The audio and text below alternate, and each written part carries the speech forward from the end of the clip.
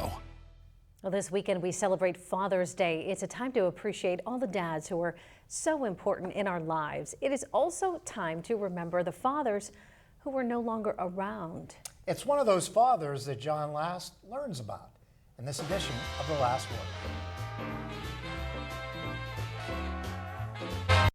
I'm at one of the many fruit farms in the area surrounding Northeast. Soon, I'll be talking to a woman whose dad grew up on one of these farms. I want to find out how her father became a hero in a small town in France. This is Kathleen Mobilia, a longtime teacher. She is joined by Stephanie Howell, one of her former students at Iroquois Junior High. Kathleen is the daughter of the late Jimmy Mobilia, who left the family fruit farm to join the Army during World War II.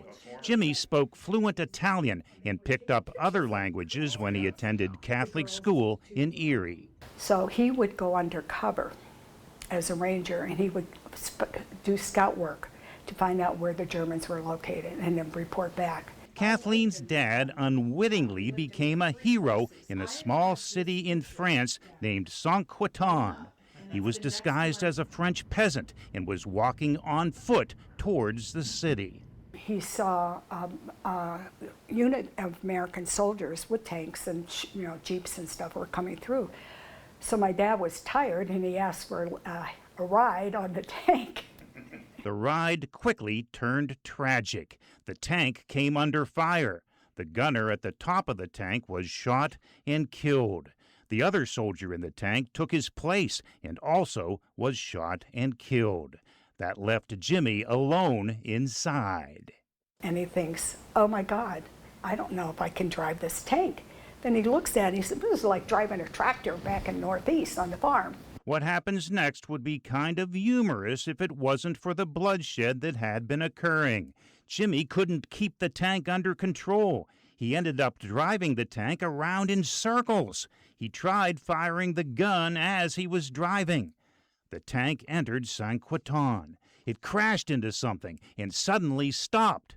When Jimmy got out of the tank, he saw Germans surrendering to American troops. He was cheered by citizens of the city. They called him a hero. They believed his out-of-control tank saved their town. My dad didn't liberate it, but they thought that he had. In 1985, Kathleen took Stephanie and one other student to Saint-Quentin. Inside a cafe, Kathleen was telling them the story about her dad and the tank. An older woman from town overheard the story and said she remembers the person her city called the crazy American soldier. Stephanie was amazed. But to have a woman and people standing at a place, real life, talking about her father, talking about liberation, you really can't put words to it. Father's Day heroes can be found anywhere. With the last word in Northeast, John Last, Erie News Now. Another incredible story about one of our local veterans. The object Jimmy Mobilia's tank crashed into was a concrete line at the base of a bridge. Kathleen and Stephanie say the line was still there during their visit in 1985. It was never repaired. And Kathleen plans to write a book that will feature stories